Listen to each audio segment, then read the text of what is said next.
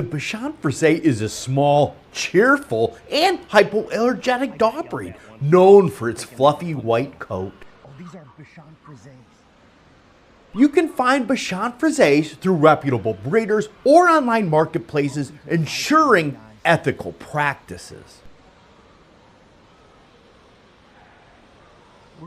Check rescue organizations or shelters, such as the Bichon Frise Club of America Rescue.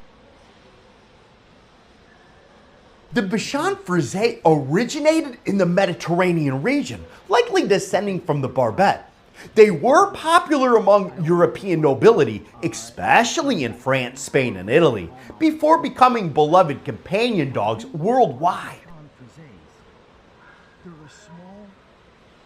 Adopt Bichon Frises by checking out breed-specific rescues, local shelters, or adoption websites. Bichon Frise rescues help rehome abandoned or surrendered dogs.